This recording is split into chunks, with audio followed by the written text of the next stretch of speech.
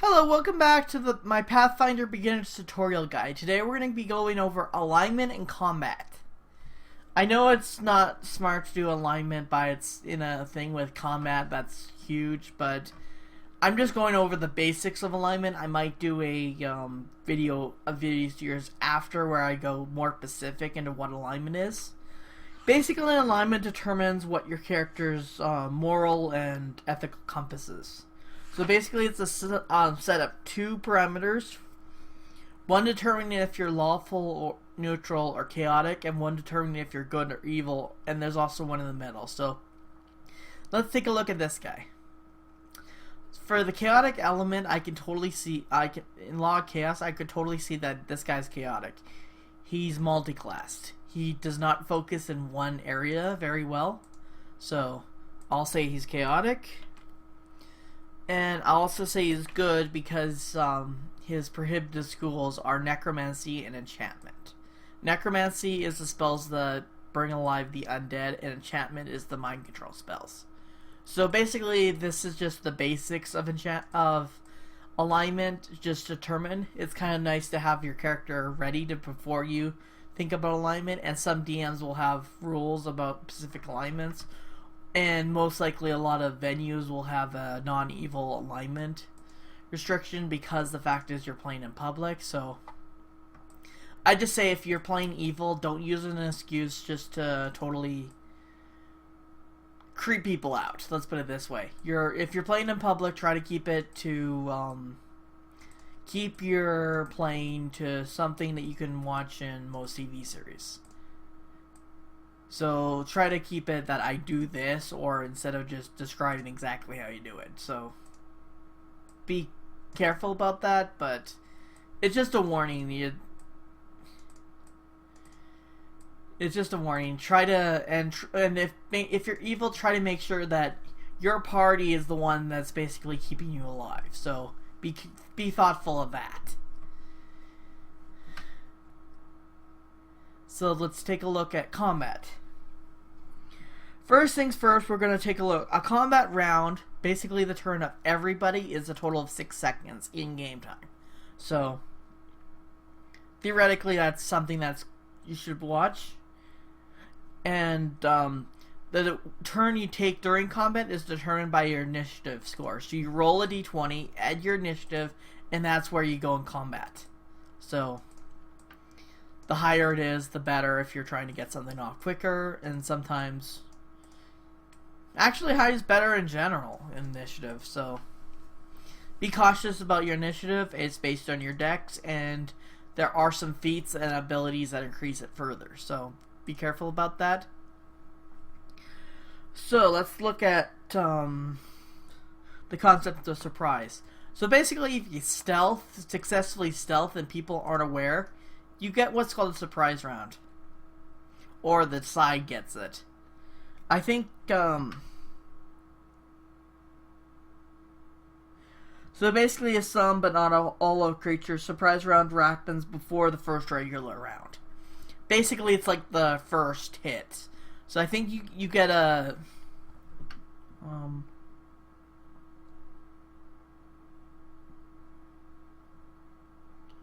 so basically during the surprise round you can take a standard or a move action. So basically you're limited to how fast you can react. And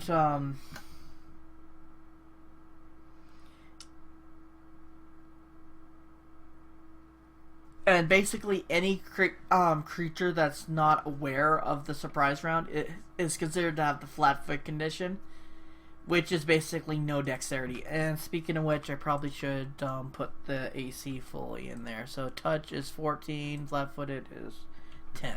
So theoretically, if this character gets surprised in combat, his AC is average, is completely borderline, which means he's very easy to hit. Not super easy, but he's easy enough to hit. So basically, on a normal, that's basically the half roll of a d20. So theoretically, he's fairly easy to hit. Not guaranteed, but fairly easy. Okay. So we're gonna I think I've already went over this. The attack roll is basically a d20 plus the modifier. A natural 1 on the dice is called a critical failure. It's always considered a miss. Some DMs will have other penalties that you do if it happens, and a natural 20 is considered an automatic hit. Even if you don't, and it's also considered a crit threat because all weapons have a 20 crit range. So theoretically, when you do that, you roll the attack roll again. If it hits them, you get the crit damage. In this case, it's times 3 the damage you rolled. So, and the number you're trying to hit with this, so it's a d20 plus this roll, and the thing you're trying to hit is their AC. With all the bonuses, so with a basic weapon. Some weapons don't require armor, such as Alchemist Fire and a lot of spells, so you use the touch. And if they're denied the dexterity bonus, you apply the flat-footed condition. So, that's the goal number you have to reach. So that's basically, it's a +6 to hit 14. Okay, so basically that's the kind of number. So, attack bonuses, I went over that. I went over armor already. Hit points, we've kind of already did that. You can, there's no penalties until you reach -1 and you're dying. And you can get to a negative equal to your con score, you're dead. So basically, it's if you get to -10, this character's dead. You can increase it by increasing your con score. So,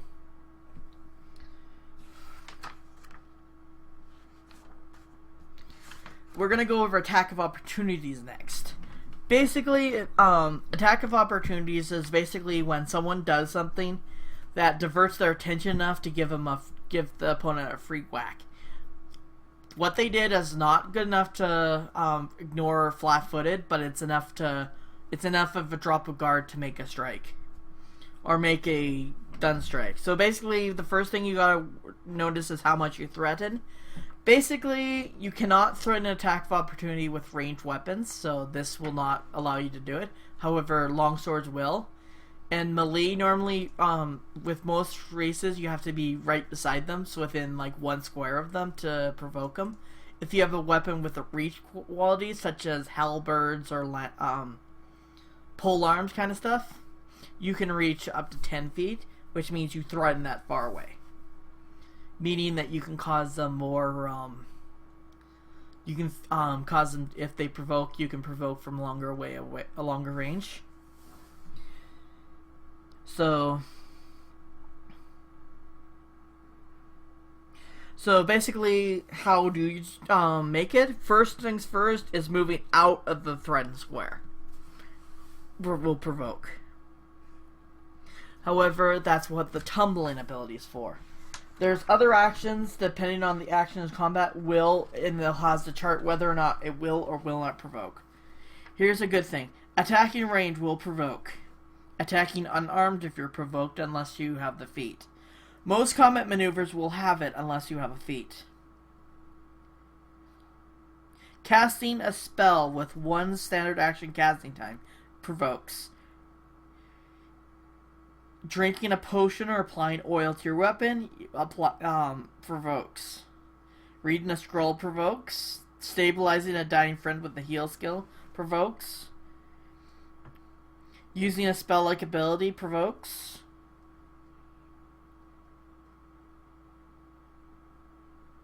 Loading your crossbows provokes. Picking up items, sheathing your weapon, and setting up for prone.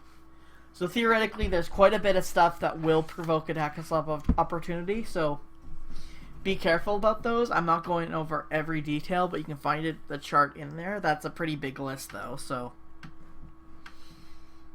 let's see. And the attack of opportunity is basically more of an interrupt, so it uses this, the normal bonus. I don't think that grants any advantages, but... Speeds. Okay, this is basically with it. Heavier armor will cause a penalty to speed, but the dwarf has the ability to they only move 20 feet or 4 squares, but it will not be brought down by armor. Saving throws.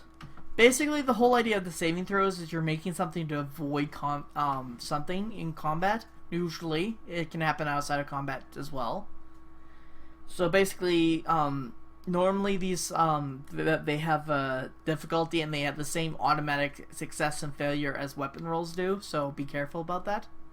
So basically, this is used against poisons or really bad smells. Fortitude mainly. Reflexes. This is your fireball and most evocation spells. And will is against mind affecting or / illusion spells. So, and the bonus to enchantment as well. So, okay, what's the next one? Types of actions. Okay. The first type of action you can take. Okay, so in normal round you can perform standard and move action or full round. So I'll go over all three of those. Standard action allows you to do something.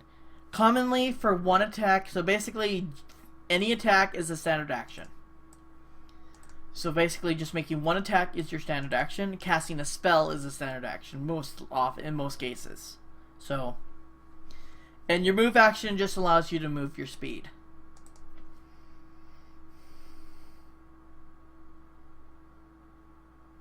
And you can take, and if you want to avoid an attack of opportunity, you can just take your move action to move 5 feet out of the threatened square and you won't provoke.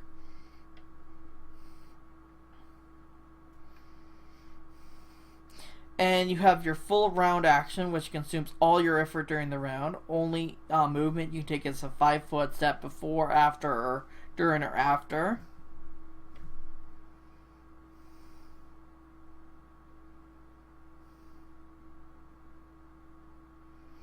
So basically a full round action will consume your entire turn from your initiative, from your turn to the beginning of your next turn. So be careful, especially with stuff like spells that take that long, because it's gonna, the chances of it disabling are pretty high if someone interrupts you. Free action is a small amount of time and effort. You can perform these actions. I think there's just here's a list of what can be done as a free action. Stop concentrating on your spells, drop items, drop to the floor, or drop prone. Repair your spell components for a spell, and speak.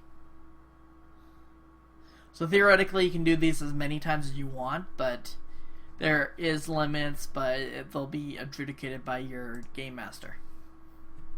Swift action prepares a small amount of energy, but you can only prepare one a turn. And there's only one example of this in the book. Remember in the feats episode when I talked about Matematic? There's a Matematic spell that allows you to cast a spell as a swift action. That's the only application of a swift action in the book. So, and this one does not provoke an attack of opportunity, which is a great option. Immediate action. Very similar to swift, but it can be performed at any time, even when it's not your turn. And the example here is a specific spell that can be cast immediately, and it's no action. And basically, the spell is called Featherfall, which is basically like a parachute spell. No action. Some things are not even considered free actions. They don't take any time. So basically, like knocking your arrow in the bow is not considered anything. And sometimes you might have restricted activity depending on the situation. Oh, and here's some more examples of standard attacks. Melee attacks, unarmed strikes, ranged attacks, natural attacks, if you have them. That's kind of like claws, nails, bites. Multiple attacks. Oh wait, that's full round.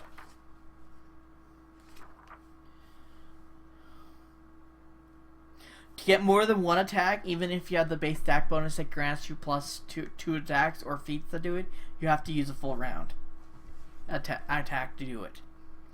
Shooting or thrown into melee, there's a penalty to the roll. Fighting defensively is standard action, so you can actually take a -4 on your attack rolls and grant a bonus to your AC for that round.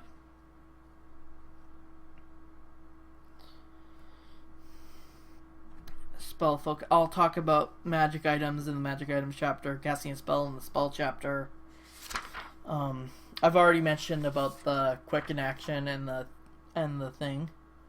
Start/complete full round action lets you start or complete the following action in this round. Total defense basically grants you +4 dodge to armor, improves at the start. You cannot combine this with full or combat things, or using a special ability such as supernatural. That's more of a monster/other people. Move action, which is move. You can accelerate climb and take a -5 on your climb check, or you can crawl 5 feet as a move action if you're on the ground. You can use it to draw or sheath a weapon, or weapon-like objects that are easy to reach, such as wands. If you have a base attack bonus of 1 or higher, you can draw a weapon as a free action combined with the normal move. So theoretically, with this character, if he wants to draw a longsword, he can drop his bow as a free action, move up 30 feet, and draw the longsword as part of that move. Manipulate an item is usually a move action, so such as getting something out of your backpack. Mount or dismount a steed. Ready or drop a shield. If your base attack bonus is 1 or higher, you can do that without a you can do that as part of your move action. Stand up for prone, that this will provoke. However, the attack of opportunity that you provoke cannot trip you again. And full round actions. Here we go. Full attack rolls. So basically, you can cast a spell with the full round action, or if you're spontaneous casting and you're trying to cast a metamatic spell. Move 5 feet through difficult terrain.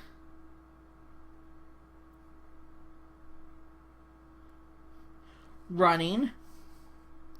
So basically you quadruple your move if you run. You can use some special abilities. There's the withdraw action, which doesn't provoke. From enemies you can see.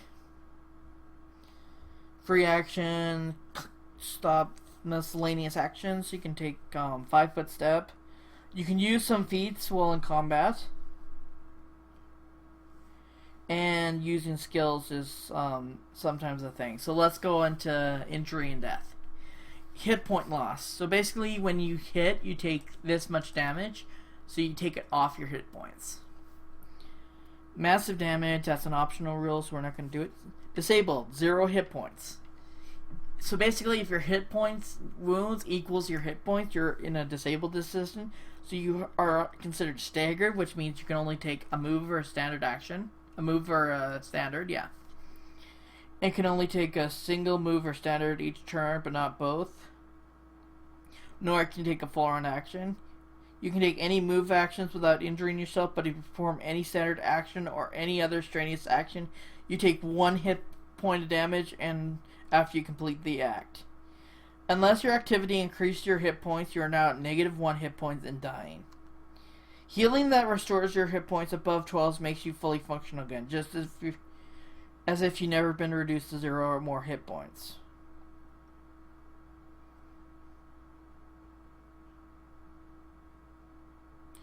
Okay, dying if you have negative hit points. A dying character immediately falls unconscious and takes no action. A dying character loses 1 hit point each round. This continues until the character dies or becomes stable. So someone's going to have to get up there and heal you. Either through spells or through a heal skill. Dead. This is probably the worst. This is when you get to the negative con. When a character ability hit points drop to a negative amount equal to his con score, he succumbs massive damage at an optional roll, he's dead. A character can also die by taking ability damage or suffering an ability drain that reduces his Constitution score to 0. Oh right, you in some abilities for monsters can actually reduce your ability scores. So if your Constitution ever drops to 0, you are dead, no matter how many hit points you had. So that's something you should be careful about. But normally stuff that reduces your that will reduce your stats like this will have a fortitude save. So that's what that's important for. Reflexes against spells that do a lot of damage, and will saves against spells that will make you turn against your allies. So these saves are very important, but but no classes. Well, monks are good with multiple saves, but they have their own problems. Stable characters in recovery. Okay, you can actually make once a character after being reduced to negative hit points and all subsequent occurs, the character can make a Constitution check to become stable. A Constitution check is just like an ability score, but you don't have any ranks. It's only determined by your modifier. So basically, if they fail the check, they lose 1 hit point.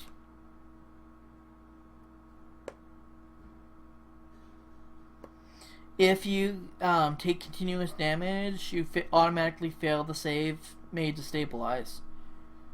So basically, this is for players only kind of thing to negate some stuff.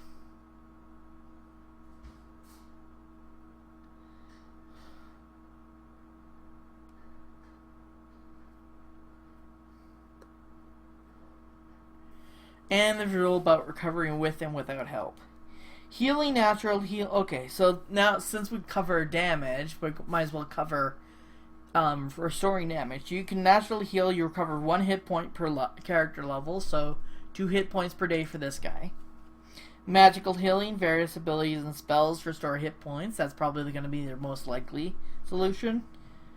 Healing limits. You cannot recover more hit points than you have lost. You cannot rise your current hit points more than your full total, so you can't. This character cannot get above 17 hit points. And you can also try to heal ability damage. That's later on, so basically whatever damage you can do.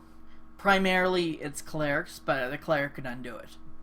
The cleric can do other stuff too, so be careful about just expecting them to do things, because some players can get a little bit upset about that.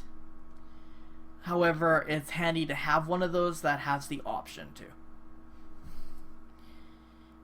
I think it's also available on Druid spell lists, so be a little bit more flexible. So, non-lethal damage. This is basically resents harm to your character that's not life-threatening.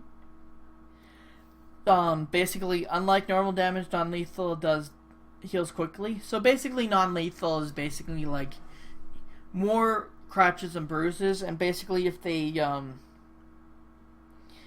basically they're used to knock somebody out instead of kill them. So basically, if you're trying to do it with a weapon that normally does lethal damage, you take a -4 penalty to the attack roll. So basically, you're spending accuracy to make sure the creature is just going to be knocked out, not dead. And basically, it's equal to wounds plus non-lethal equals hit points to knock them out. Movement, unconscious. So basically, the movement is 30 feet or 6 squares on a grid. There's rules about encumbrance, hampered movement, such as difficult terrain. Basically, such as like heavy underbrush. Moving through squares. You can move through a friendly character unless you are charging.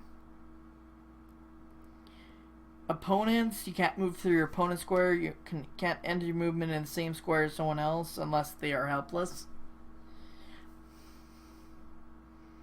Overrun, you can tumble through occupied squares, but you cannot stay in the same square. Any character can move through a square occupied by a creature 3 size categories larger than itself. So theoretically, it is possible to stand in the same square, but you have to be much smaller than they are.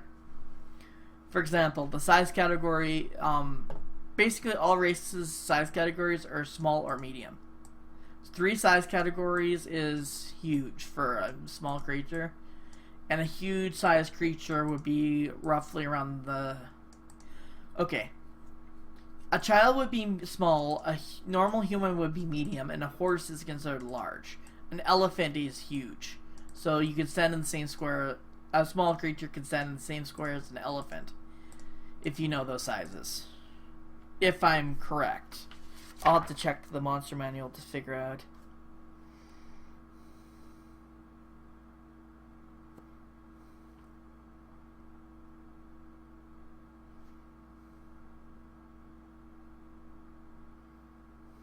Okay. Movement rules, cover rules. So basically you can use walls and corners to provide bonuses to your armor just because penalty. Because of where where you are. Flanking rules, basically when you're right beside somebody. So you can be flanked multiple ways. Basically if you're directly across from your opponent, you get flanking. Which is the bonus +2 to hit, and sneak attack is enabled, so you can do extra damage if you're a rogue.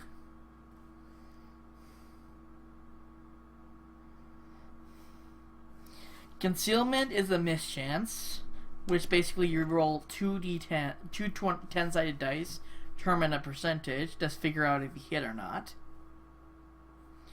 Concealment gives the subject of the successful attack a 20% chance the attacker missed because of the concealment. Make the attack normally. If the attacker hits, the defender must make a mischance D percentage roll, which is 2 10-sided dice. One determines the 10th place, one determines one place. To avoid being struck. Multiple concealment conditions do not stack. Concealment can also be granted through spells and can have up to a 50% chance of missing. And that's what total concealment is. If you line of effect your target but not line of sight, he is considered to have total concealment from you. You cannot attack a creature that has total concealment, but can attack into the square that you think he occupies. Successful attack in the square occupied has total concealment has a 50% mischance. And sorry, concealment. So there's also some rules about sometimes concealment is not handy because areas of dim lighting or darkness does not provide any concealment against an opponent with dark vision. So, flanking helpless defenders, which is basically like providing a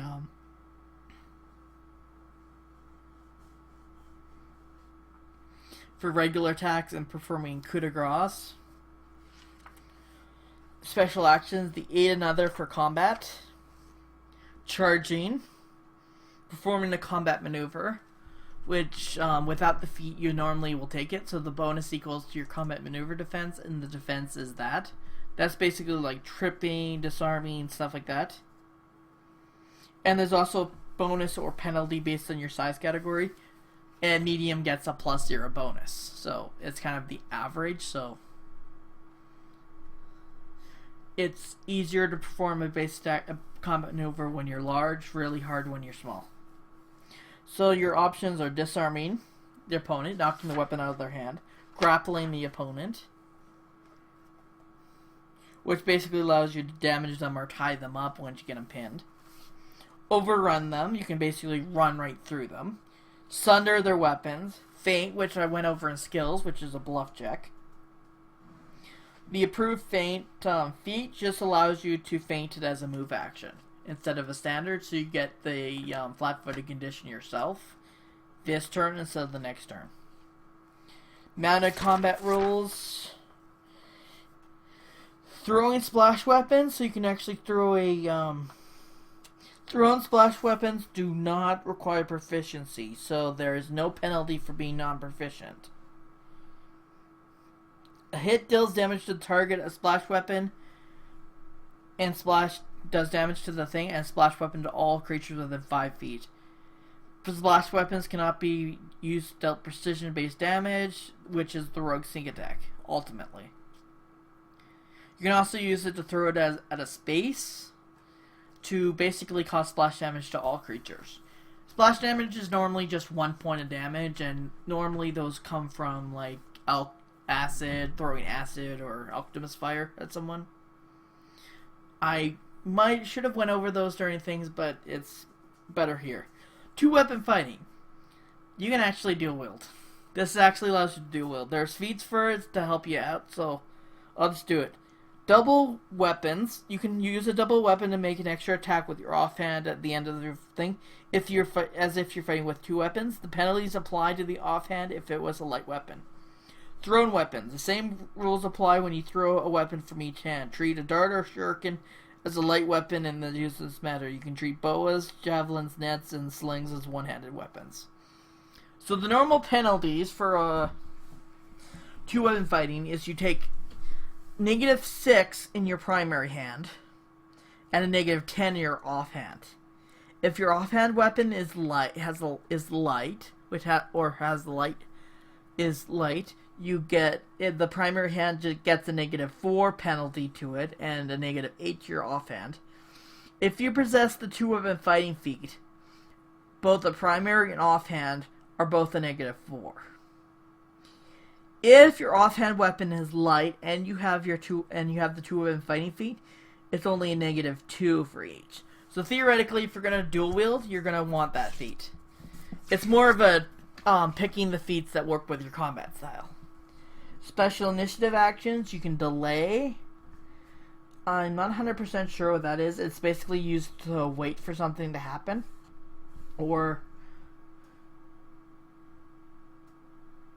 So basically you can wait and act later.